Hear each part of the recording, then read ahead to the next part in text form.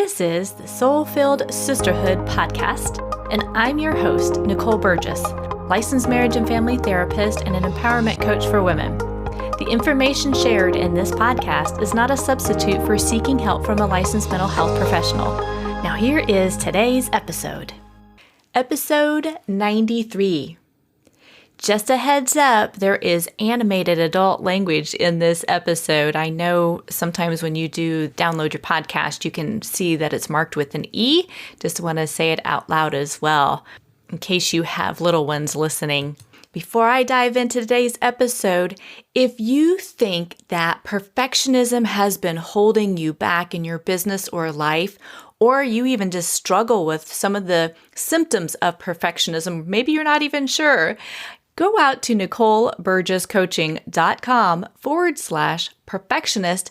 Find out the 10 signs you might be a perfectionist today. Here is today's episode. Well, welcome, sisters. I'm excited. This is conversation number 4 with my friend Tamara Powell. In episode 81, we discussed why we built our business and breaking through some of the limiting beliefs.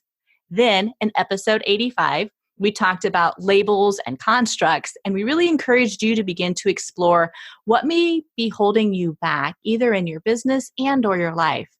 Then we talked in episode 89 about the magic of a liminal space or the seasons of change.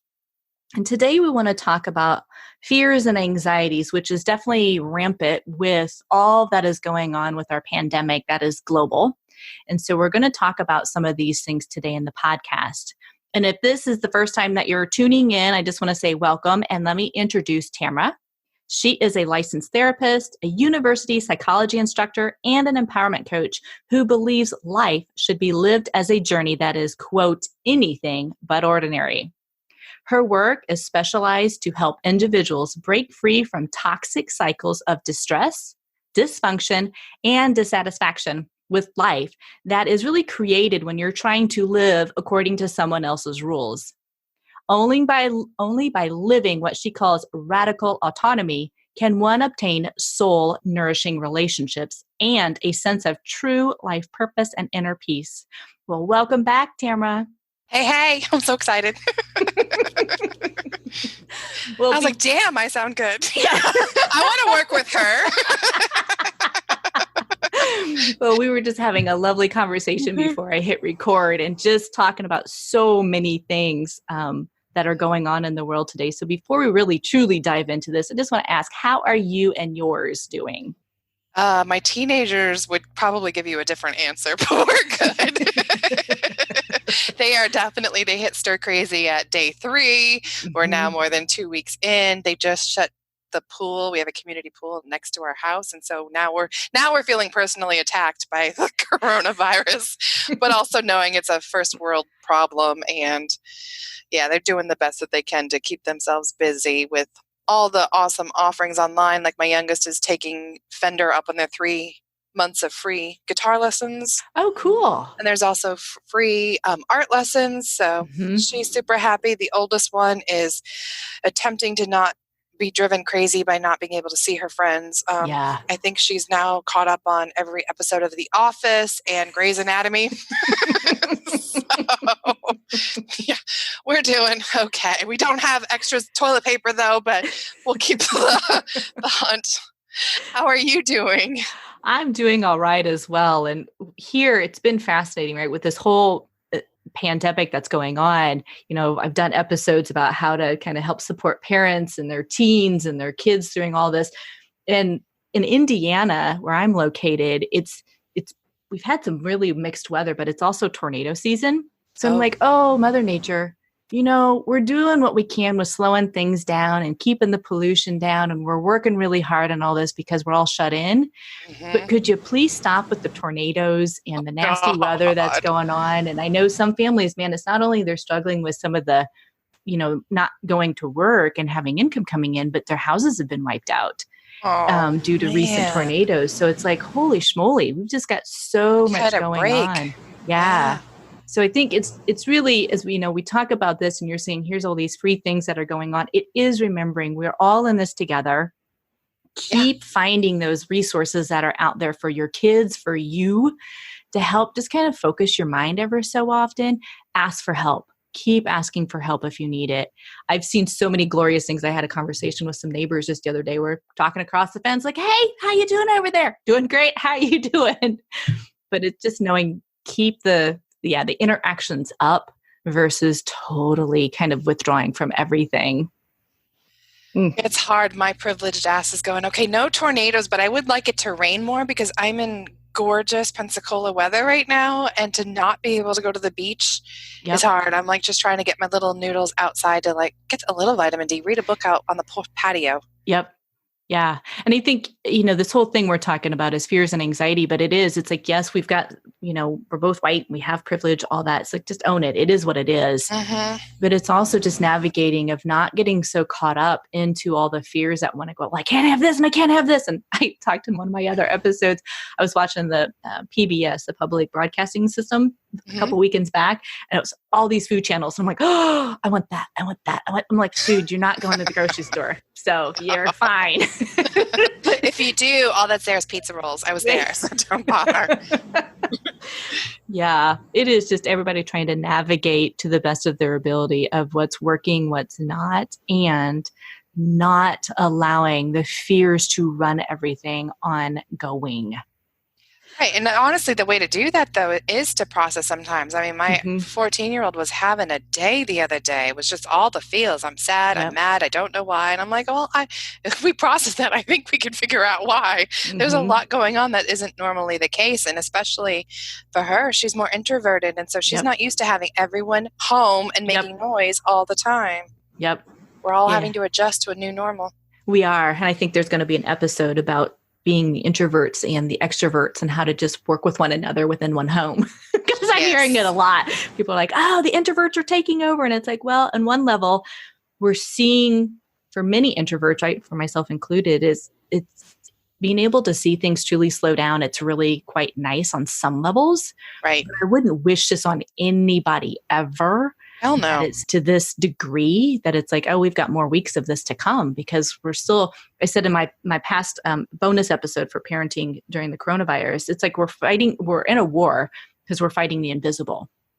And it's like when we come together, we're definitely going to, work our way through this, how much ever we can. But you need to make sure you're still taking care of you in whatever form you can. And if that's stepping outside, getting away from the people in the home for a little bit, or taking a step back in a different room if you can, just to kind of decompress. It's all of those things. Well, so I'm curious, Tamara, I know we've talked about some of these fears in other ways and forms and fashions, and we've talked about it. We were going to kind of address stuff in our business. So I'm wondering if you would share some ways maybe that over the years, as you've done being a therapist, also being a coach, how or what has really helped you manage these the uncharted territories? What are some things that have helped you work through them? The first one, I'm going to sound like a broken record, but it really is that thing that I call radical autonomy, which I define as the space of gifting ourselves and others with our own paths.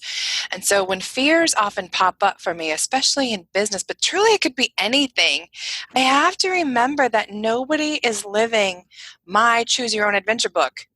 Oh, I like that. Choose your own adventure book. Yes. It is. That's how I look at life. And unfortunately, unlike the book, though, you can't just skip ahead to page 542 to see how that plan works out and then come back. So you got to do that thing without having that extra ability to cheat. Not that any of us were supposed to, but you did. Mm-hmm. And so remembering that kind of helps ground me into this space of, because my fears usually tend to be about judgment, rejection, usually judgment. Mm-hmm. Rejection, mm-hmm. I kind of do okay with-ish. But knowing that I cannot just take, say, Nicole's business plan and mm-hmm. apply it to my choose your own adventure and expect that it's going to work out okay. Yeah. So that usually helps bring my anxiety from a 10 to at least a 7. Mm-hmm. And then from there, I definitely, it sounds like a commercial, I don't mean for it to, but I do keep other coaches and therapists around me. I meet with a therapist every other week, regardless of what's going on. Mm-hmm. Because I have to process my fear and be curious about it to see where it's coming from. Is it the same old bullshit beliefs that I haven't quite kicked yet? Well, then that takes one treatment. Or is it coming from something new that I haven't anticipated? Yeah. Those are the first two off the top of my head. How about for you? Yeah, I was thinking of, as you were talking, it's like, yeah, mine for my business, it was so much more about the perfectionist thing, right? It's like I can't make that move forward until everything is laid out, whether that's my writing, which most people know that is not my gift. That's not my forte, nor it is my absolute love. You may look in the form of poetry or something else, but the actual writing of copywriting stuff is not my thing. And then it got to the point where it's like, okay, hire people out to help with this, and then just keep taking those steps forward. And like you, my little inner critic would come up, or sometimes I like to call it the fear gremlin would come up and say, oh, but people aren't going to like it. They're not going to resonate. I'm like, well, I don't know that until I put myself out there a little more. And it's a lot of that stumbling. But like you said, it's like you can't go from step 1 to step Z and say, oh, I've got it. It's like, no, you go to step 1, then 2, then 3, then 4. Sometimes you got to go back to 2, tweak it a little bit, revamp it a little bit, go back to 3, then 4, then 5. You just keep taking those steps forward. I know from my own grounding ways that I do this, I still, I was inconsistent for the last probably 5 years about truly exercising. Yoga used to be my go-to, and then I would do walking, and now I kind of do a combination of all of that. And that has truly helped me manage any kind of anxiety that is coming up because it gets it out of my body. And then I still do my meditation practice and, writing things down. But like you too, I've reached out to coaches. I've reached out to therapists whenever I have needed those things in my life. Because like you, it's like, keep checking in like, oh, is this an old belief? Is this something that you're just making it to be when it's really not? So that I can keep both feet on the ground as I still stretch for the sky. It's the both and, not the either or. That was a tweetable moment. I bookmark that last session for the show notes. Yes. I'll put that on a t-shirt and wear the shit out of that one. Damn, girl. I was thinking about what you said about, basically delegating out. I love that. And I wish I could go back and make myself do that sooner. Because that was the best gift to me, was to, hire a virtual assistant and to have my groceries delivered. And I mean, that costs $12 a month for a free unlimited delivery from Walmart. It is my favorite. I can shop from anywhere on that app. So I can be stuck waiting for a kid to do something, and I'm ordering our groceries for tonight. I just think that we overcomplicate that, because I remember hearing business coaches talk about that, and I'm like, yeah, you bougie bitch. Like, I am not at that level yet. And then realizing, oh, no, the only way you even get to having the business, lifestyle, marriage, whatever, sex of your dreams is to make that a priority and to give yourself that extra energy. And we're not talking about hundreds of dollars. We're talking about like little bits. Like my virtual assistant, I buy chunks of her time. Yeah. It's not as expensive as people are thinking. I'm not paying her hourly. Right. Well, and I think, again, what we talked about before we hit record is also money comes up. Old money mindsets come up. And I love talking about money only because my accountant brain likes to go there with people. But it doesn't mean I don't have my own money fears. I'm very conscious of it and working through things when they kind of hit the roadblock. But it's like you're saying, it's like really start to get the actual facts for what would that cost me if I outsource this little thing. And I know everything is kind of topsy-turvy regarding getting delivered, but it's like check to see what's out there. If that would help you relieve some of the stress because everybody's home and you're trying to work and you're trying to homeschool and you're trying to do blah, blah, blah, whatever it may be. It's like, see what sort of things could help support you during this time, if at all, if anything. Dude, contactless delivery, the best. Yeah. Yeah, truly. Well, I have a question for you though, Nicole. Regarding that, how did you know which things you wanted to outsource, and how did you finally get over that little blip of giving yourself permission to do that? So for me, it was still a struggle. It still is a struggle, right? Because it's like, the hardest part for me is to articulate on a consistent basis what it is I need. So I've used a VA, and it was one that you'd actually worked with as well. And she helped with like some of my social media stuff and some other writings and feedback on my website, which was beautiful. But then I got into this place. I'm like, okay, now what? And I feel that. Yeah. And so I think part of it was nice to see, oh, this is what is possible. This is what I can do. And recognizing it relieved so much because I wasn't needing to crank out certain images over and over and over. She could do that like within a half hour. And I'm like, right. Oh, that took me 2. Yeah. So yeah, that, I go back and forth in the sense of like, I'm looking for people to do X thing in my business. And then I kind of talk with colleagues like, who have you worked with? What works for you?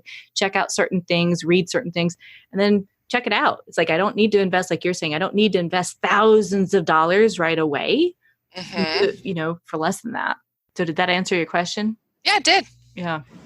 I like that because it's a little bit of what do I typically not enjoy doing?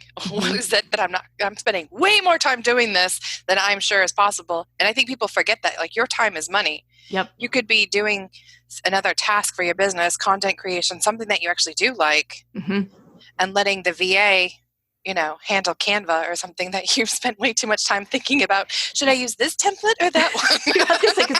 You get lost in that rabbit hole of like, ooh, look at that. Ooh, I could design. I was like, stop. Stop. It's worth the whatever. Right. Yeah. I totally overthought that when I was first doing business. I just thought I could not spend any money on anything. I had to do it all myself. Well, I think, as beginning entrepreneurs, there's truth in that. You really do kind of wear all the hats. And then it is starting to recognize just what you got done saying was like, what really brings your energy level up versus what feels like it sucks it away.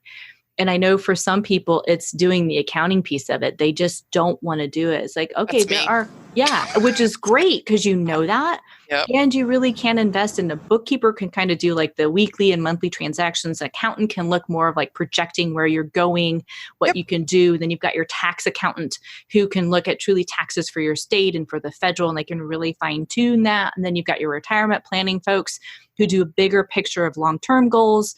So it's like having your own team, but that doesn't mean you have to invest in them every single week or even every single month. Yeah, absolutely. Or even every single year. Correct. There's some in the first year. I didn't have all that. Right. Didn't have that for the first 3 years, but you don't want to continue down that path. Right. Absolutely. And it's freeing up some of that mental space so you can continue to create or do the thing that you're really skilled at doing and bringing it to be of service. Oh, yeah. Yeah. I was getting lost in my little thought there. And what you and I it kind of made me think of being beginning entrepreneur, kind of running and wearing all the hats. I know for me and many of my clients that I work with would call me the overfunction. Harriet Lerner came up with that term. I've known her book from Dance a Banger. And it's overfunction or underfunction. And many women I work with who are perfectionists, people pleasers, all those lovely things that I totally understand. I call it, you jump the fence and, I'm responsible for this other person. I've got to do this sort of thing. And identity can get kind of wrapped around what other people are thinking, doing, how they're responding to you. And it's like underfunction just a wee bit so that you can manage your own, energy, but also you're not responsible for anybody else. You're responsible to them and how you're responding to things. Absolutely. It just made me think of the opposite, because you and I, in many ways, I think are like twins that sit back to back. We see the world through similar things, but how we respond to it, so different. Yeah. And I was thinking about how there are some tasks, though, especially with entrepreneurs, and I would love to get your perspective on this, that you almost would have to rip it away from my cold, dead hands because it's the thing that actually fuels me. And so in that regard, I had to figure out which task do I absolutely want to do that I actually probably should be making time for in my Tetris schedule of the week. Yep. Like you hate writing. I love writing. I actually end up being a nicer mom, lover, partner when I have time to sit all by myself and write. But there was a time, though, that I looked at that as a luxury, and I didn't give it to myself. I was busy over-functioning, like you were talking about. Yeah. Yeah. And so that's been a pivot in my business more recently to try, and it doesn't always happen, but carve out a couple hours. But that goes back to what you and I've talked about before, and what I think I've talked about so many times with all guests and on solo episodes, is that self-care. Yeah. When you give yourself the space to go inward, you start to figure out what does light me up and what feeds me. Because when I do these things, then I am much kinder in so many levels to those around me, because I'm really nourishing my soul. And that's what you and I talk about so much. And I'm just saying, for 3s, 7s, and 8s, a lot of that time is business. I've noticed that, my fiance has started his own massage therapy business. Mm-hmm. And the same task, though, of just sitting down to write a basic ad, like, melts the poor boy. Mm-hmm. And I'm sitting here like, this is fun. What is wrong with you? I can resonate with him. Yeah. Yeah, I know. I'm like, this is like your baby. You get to show the world, look at my baby. And he's just like, I mean, right now it's like a blob. I don't know. But I'm showing them. And I just think for maybe a third of the planet, sometimes it is the business tasks that fuel us up, but we need to not get lost down that rabbit hole. We still need to know what to farm out. Yeah. Yeah. So I just like that you made that a point of, that's how you handle fear, is sometimes delegating the tasks. Mm-hmm. Well, and again, if we go back to, it's like, again, facing what are these fears? Is it fear about putting money into it, not sure if it's going to turn out or not? I mean, I've invested in various things over the decades, and some of it total flop, total like, I don't know why I just spent so much money on that.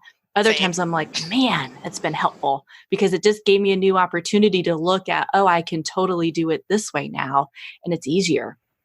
Mm-hmm. So yeah, it is looking at those things. And like, even with your fiance, and you're talking about, like, he's like, it's a blob right now. It's like, but that's step one. It's like, at least you're kind of putting it out there, and then you're fine tuning this as we go. And again, it's not about perfection. It is about progress, taking those steps, even naming the fears. You and I've talked about this many times over the episodes. Yes. Name the fear so it doesn't take a hold of you and run everything. And sometimes I just have to describe it. I'll tell a therapist friend or something, or even my kid, I'm like, listen, there's like this red, funky looking, like spiky ball right now sitting on my chest. And so I don't know what it is, but it's there, and I just need us both to be a little graceful about it. Yeah. And I think that's the other key thing too. It is having grace with yourself through these times. It's having grace with others through these times. Like, fear is going to show up in various forms and fashions. It's like, feel it, experience it, talk about it, so you can move through it and not get stuck in it. Amen. I think for me, the biggest thing I keep seeing from various social media posts is, it's like, there's so much fear and overwhelm. It's like, yep, there is. But we know that our bodies hold on to that. And so if we allow ourselves to really stay stuck in the fear versus coming back to that present moment over and over and over, it's going to deplete the system, and it's not helpful for truly your immune system. And I'm not saying this to scare people. I really want you to understand it plays a factor in our bodies. And so that's why moving, meditation, talking about it, stretching, going outside, watching funny movies, having whatever connection you can have with friends and family, whatever that looks like, online, on the phone, it will help keep your immune system boosted. Does that mean it's going to totally, protect you from the virus? I don't know. But at the same time, it keeps you in the more open space. I call it kind of an elevated space, coming from a more grounded but a loving place, versus when we get too down that funnel, we can't see options, opportunities, and other things when fear is running everything. You're so right. I mean, I actually think that people downplay that because we're a little overly inundated sometimes with health and wellness speeches that we, especially in the United States, we make everything a fucking bumper sticker. Yeah. And so we know stress kills, but I don't think we really take that in, and what it is like to be around. Even we're practicing physical distancing, but we're still experiencing social flooding at times. You open your feed, you are getting everybody's input. Yeah. And some of it's helpful, a lot of it's not. Yep. And I have noticed myself having to put the phone down because all of a sudden I'll be feeling a clench that was not there 5 minutes ago.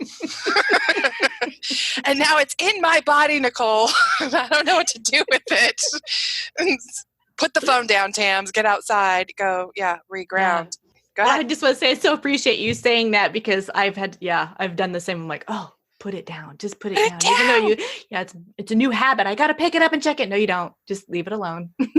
Oh my God. It's just I don't know. You don't even realize it Yeah. until all of a sudden, like I am feeling anxious. And I was not when I first went on to Facebook to see how my friends were doing. Yeah. But realizing that if you don't do that, though, if you don't put the phone down, if you don't do whatever is causing you stress, that negativity will literally alter your brain chemistry, your cells. Yep. Yeah. You're not being overly dramatic.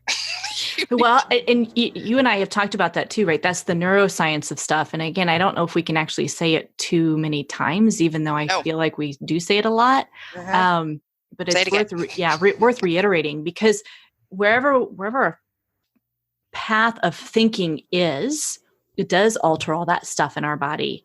And so if I'm like, oh my gosh, this is never going to be over. Oh my gosh, how long is it? And, it's going to go on forever and I'm never going to be able to see people. It's like, we don't know what's going to happen. So when I am able to pivot my thinking, come back to the present moment, it's like, so what do I have control over right now? You and I both have talked about this with our clients in the podcast. Favorite subject. Yeah. Of just like, dude, it's an illusion to think you have control over the future stuff, right? But keep coming back to what do I have control over right now? What can I do? So for you, you're like, I'm going to put the phone down because all of a sudden I feel a clinch and I need to just move. I need to stop looking at this. It's funny. You would think that like a light of revelation from heaven itself came down when all of a sudden my brain like came back online and said, Tamara, if the Department of Health wants you to know something, they will email and call you. You get emails for all sorts of shit from them. Hey, your license is about to be up. Yep. Oh, I don't need Facebook. Heather from Illinois. Sorry if you're a Heather in Illinois. I love you. She's just picking somebody. Yeah. Yes. Telling me that the world's about to end and I need to do my business or my life or my parenting or my breastfeeding this way. Mm-hmm. Yeah. Yeah. So don't keep that stress. Don't keep it. Yeah, it is. And I was talking to somebody the other day and I was laughing because we were doing an online session or podcast. I can't remember what it exactly was now. It was a while ago because I slept since then. But I was looking out my window. I was like, I've not ever seen so many people in my neighborhood walking in the road, the street. And it's funny because again, it's like everybody's doing what they can to get out, to get truly a fresh breath air, all of that sort of stuff. And if you're in an apartment, I also understand a lot of you can't get out, but I've stated before, and I'm going to state again, open the windows, do what you can to get out, kind of feel the nature, feel the sunshine, feel the breath of fresh air, whatever it is. So that it also it keeps the fears of like, oh my gosh, I'm going to be locked in here forever. It's like change where you're thinking. You even changed it when you said what's been told on social media through the news is social distancing, right? Yes. What that typically triggers in most people's heads is, oh my gosh, I'm no longer connected to people. Fear starts to grow. Yes. You just pivoted it. And I heard it just on one of the news stations today. Somebody else said, I don't like the words or the term social distancing. I like physical distancing. And I'm like, there it is. Yep. That's the truth. It's physical distancing, but we need to stay socially connected because we're human beings. Right. And I'm saying if you have to make a big decision about anything, especially in business, you need to practice business or physical distancing there too. Yeah. You need to be very careful about who comes into your sanctuary. And if you're not a nature person, I mean, obviously I'm always the irreverent counselor in the room, but I think taking showers and masturbating is a great way to clear the reset button. You betcha. It can help for sure. You're getting that dopamine, that serotonin, a rush of prolactin, which is like getting a hug from someone else. Mm-hmm. Yes. Yeah. Back to center.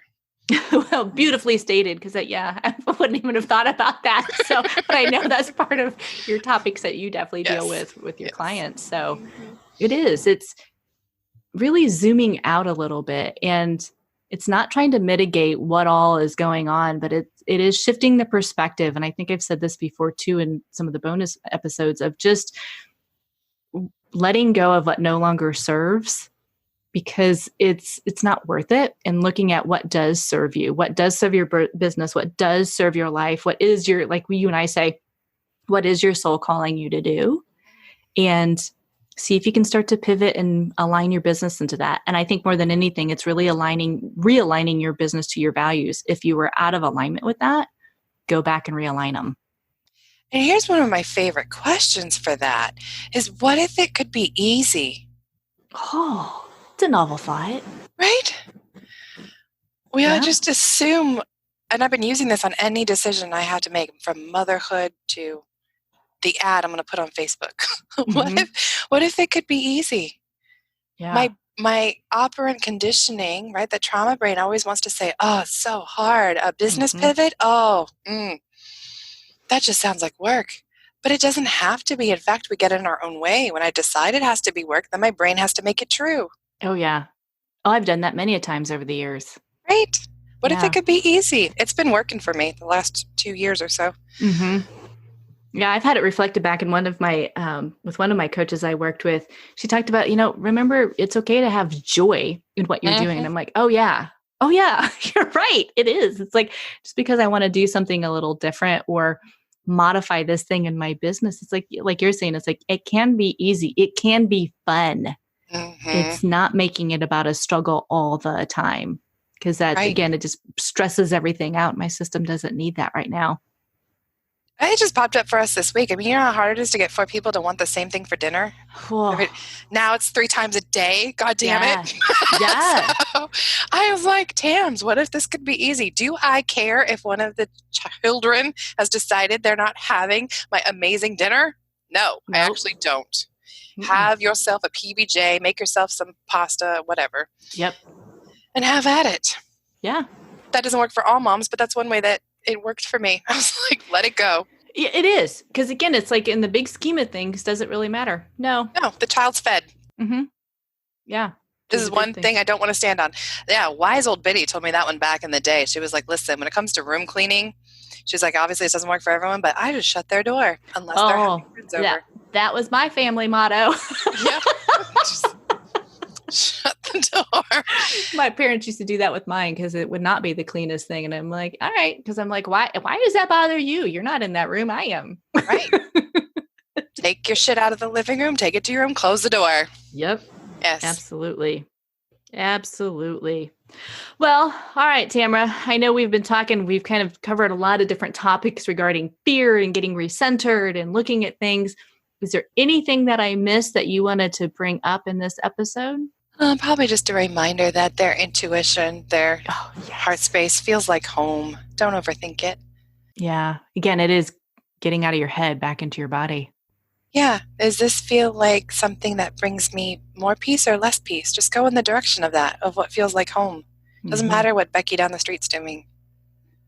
It is. It's hard to, again, for my perfectionist side who wants to pop up, I'm like, yeah, but so-and-so's doing X, Y, and Z. And I'm like, and like you said, it's not my path. That's, that I want to write my own adventure journey and that's hers.